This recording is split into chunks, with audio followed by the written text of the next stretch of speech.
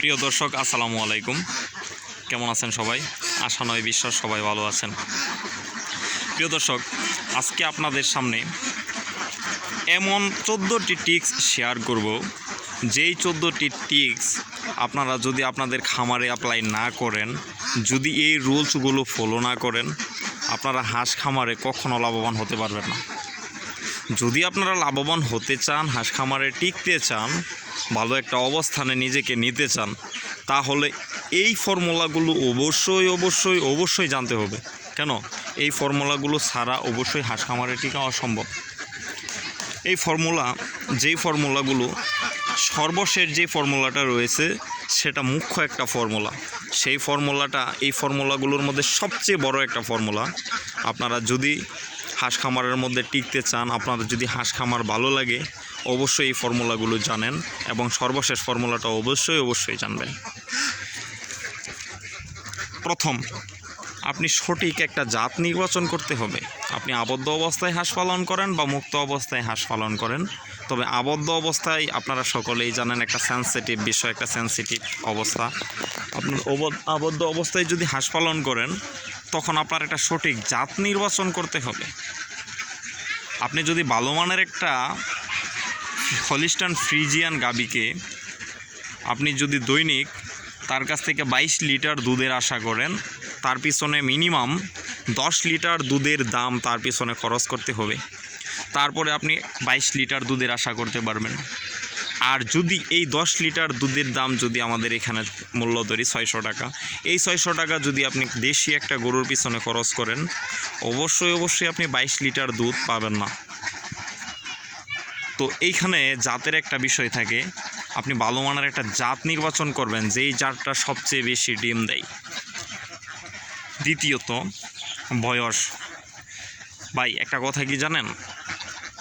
আপনার বয়স যদি 25 বছর থাকে আর আপনার বাড়িতে যদি একজন বৃদ্ধ বা বৃদ্ধা থাকে, তার বয়স যদি 70+ থাকে, আপনি যদি না খেয়েও একটা রেসের মধ্যে যান ওই বৃদ্ধকে নিয়ে, তাহলেও আপনি জিতবেন। আর ওনাকেও যদি পোলাও মাংস দিয়ে খাওয়ায় তারপরেও যদি রেসের মধ্যে নেওয়া হয়, তারপরেও কিন্তু সে হারবে। কেন? এখানে একটা বয়সের তারতম্য রয়েছে, এখানে একটা ক্যালোরি, শক্তি, এটার একটা ব্যাপার রয়েছে। তাই বয়সটা অবশ্যই হাঁসের হতে হবে 5 থেকে 6 মাস বয়সের, যেটা প্রোডাকশনের জন্য পারফেক্ট একটা বয়স, এবং কি টানা 1 থেকে 1.5 বছর তার কাছ থেকে ভালো একটা রেজাল্টের আশা করতে পারেন। 3, গোসলের ভালো একটা পরিবেশ দিতে হবে। আপনার হাঁসটা যেন গোসল করতে পারে, আপনার হাঁসটা যেন ভালোভাবে গোসল করতে পারে। সুন্দর একটা পরিবেশ দিবেন যাতে হাঁসটা তার শরীরটা ধৌত করতে পারে, শরীরটা পরিষ্কার রাখতে পারে। 4, আপনার হাঁসটা দিনের বেলা হোক রাত্রে হোক, হাঁসটাকে যেন গরমে কোনো রকম টাচ না দিতে পারে। আপনি সবসময় একটা ঠান্ডা স্থানের মধ্যে রাখবেন, যেখানে হাঁসটা সবসময় স্বস্তির সাথে থাকতে পারে। 5, একটা ঘরটা আপনার অবশ্যই পরিষ্কার রাখবেন। আপনার যদি পরিষ্কার ঘর থাকে, তাহলে আপনার এই হাঁসটা পরিষ্কার পরিচ্ছন্নভাবে সেইখানে বিচরণ করতে পারবে, থাকতে পারবে। 6, চিকিৎসা। আপনার হাঁস, আপনি সব কিছুই ঠিকভাবে করলেন, আপনার হাঁসের চিকিৎসা বুঝলেন না, আপনার কখন ভ্যাকসিন করতে হবে। আপনি যদি একটা খামার না, যে কোনো কিছুই ব্যবসায় করেন না কেন, সেইখানে রিস্ক সাথে রেখে যদি আপনি করেন, সেটার মধ্যে একটা কনফিডেন্স থাকবে না। যে কোনো সময় একটা অ্যাক্সিডেন্টের মুখোমুখি হতে পারেন, যেটা অনবরতই হয়। আপনি সেই জন্য 2টা ভ্যাকসিন করবেন, একটা ডাক ফ্লেক আর একটা ডাক কলেরা। তার সাথে অবশ্যই আপনার হাঁসটাকে কৃমি মুক্ত রাখবেন। 7, লাইটিংয়ের ব্যবস্থা। আপনি যদি বাচ্চাকালে হাঁসটা নিয়ে থাকেন, অবশ্যই রাত্রে নিয়মিত লাইট অফ করে রাখবেন। যদি লাইট অফ করে রাখেন, সেটা আপনার হাঁসের জন্য ভালো। আর যদি আপনি লাইটিংটা অন রাখেন, তারপরে হঠাৎ করে আপনি লাইটটা অফ করতে যাবেন না, এতে আপনার হাঁসের অনেক ক্ষতি হবে, দৌড়দাপ পারবে এবং কি অনেক চিল্লাবে। তাই যদি আপনার লাইট অন থাকে, অবশ্যই অন রাখবেন, এতে কোনো প্রবলেম নেই। 8 নম্বরে রয়েছে, আপনার হাঁসটাকে যেন কোনোভাবে কেউ বিরক্ত না করে, সেটা মানুষই হোক, আবার আপনার হিংস্র প্রাণী দিয়েই হোক, আপনি রাত্রে খেয়াল রাখবেন আপনার হাঁসটা যেন কোনোভাবে বিরক্ত বোধ না করে। 9, রাত্রে অবশ্যই আপনার হাঁসকে পানি দিবেন। জানেন না রাত্রে আপনার হাঁস অনেক পিপাসার্ত থাকে, সারাদিন খাবার খায়, তার ভিতরে একটু পানির প্রয়োজনীয়তা হয়। আর যদি সেই হাঁসটা শুকনো খাবার খায় তাতে তো কোনো কথাই নেই। অবশ্যই আপনার হাঁসকে রাত্রে পানি দেওয়ার চেষ্টা করবেন, এবং পানিটা যেন অবশ্যই ঠান্ডা পানি হয়। যদি গরম থাকে অবশ্যই সাথে স্যালাইন দিবেন। 10, যেই জায়গাটার মধ্যে ডিম পারবে, হাঁসে সারা গড় ডিম পারতে পছন্দ করে না, একটা নির্দিষ্ট জায়গার মধ্যে হাঁসে ডিম পারতে পছন্দ করে, সেই জায়গাটা অবশ্যই ক্লিন রাখবেন এবং কি খড় দেওয়ার চেষ্টা করবেন। সেইখানে খড় এবং শুকনো স্থান থাকলে আপনার প্রোডাকশন রেট এমনিতেও ভালো হবে, হাঁসেও ডিম পারতে স্বাচ্ছন্দ্য বোধ করবে। 11, ঠিক টাইমে খাবার দিবেন। অবশ্যই খাবারটা যেন উল্টাপাল্টা সময়ে না হয়, যেই টাইমে আপনি খাবার দেন ঠিক সেই টাইমেই অবশ্যই প্রতিদিন খাবারটা দিতে হবে। আপনি মনে রাখবেন, আপনি যেই হাঁসটা থেকে প্রতিদিন প্রোডাকশন চাচ্ছেন, প্রতিটা সিস্টেম রুটিন মাফিক হতে হবে, তার ভিতরে খাবারটা ফার্স্ট কাতারে থাকবে। আপনি অবশ্যই খাবারটা ঠিক টাইমে দিবেন, যেই টাইমে আপনি খাবারটা রুলসটা ফলো করেন। 12, আপনার হাঁসকে অবশ্যই 150 গ্রাম খাবার দিতে হবে। 150 গ্রাম খাবারের যদি কম খায় তাতে কোনো আপত্তি নেই, আপনি অবশ্যই হাঁসকে 150 গ্রাম খাবার দিবেন। 13 নম্বর, আপনার যেই সিংহবাগ, যেই মনে করেন সবচেয়ে মুখ্য, সবচেয়ে সেন্সিটিভ বিষয়, সেই বিষয়টা হলো আপনার খাবারটা 100% মানসম্মত ভালো মানের একটা পুষ্টিকর খাবার দিবেন, যেই খাবারটার মধ্যে হাঁসের ডিম পাড়ার জন্য যেই উপাদানগুলো দরকার ঠিক সেই উপাদানগুলো বিদ্যমান থাকে।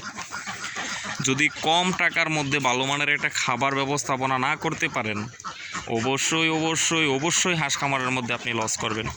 কেন? 50 টাকার ছাগল 150 টাকার রশি দিয়ে টানা যাবে না। এই দেখেন এখানে যে খাবারটা আছে, এই খাবারটা আমি খুবই সাশ্রয়ী মূল্যে একটা খাবার উৎপাদন করছি, ফ্যাক্টরি থেকে আমি এই খাবারটা উৎপাদন করি। এই খাবারটার খরচ হয় আমার মাত্র 45 টাকা কেজি। এই খাবারটা হাঁসে খুব মজাদায়ক হিসাবে খাই, এবং আমার এই খাবারটার কোনো অপচয় নেই। নিচে দেখতে পাচ্ছেন কয়েকটা দানা পড়ে রয়েছে, কিছুক্ষণ পরে এসে দেখবেন সেই একটা দানাও নেই। আর আপনি যদি তাকান, আমার খাবারটা কোনো ওয়েস্টেজ নেই, কোনো অপচয় নেই।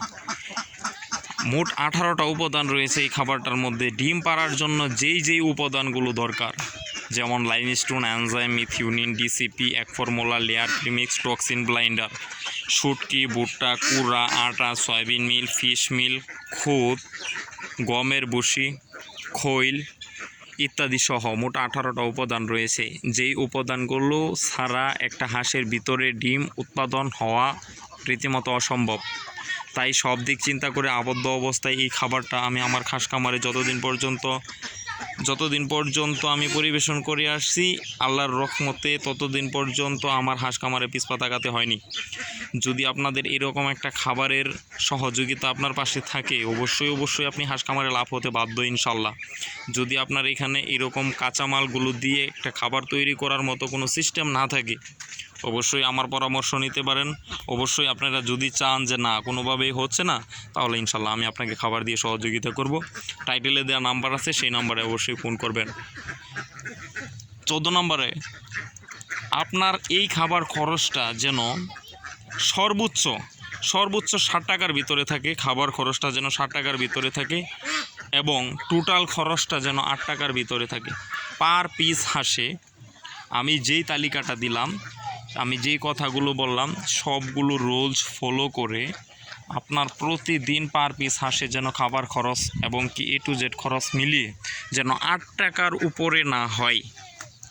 যদি এই বিষয়গুলো আপনি ফলো করেন, আমি যেই কথাগুলো বললাম, আপনি লাভবান হতে বাধ্য ইনশাল্লাহ। কেন?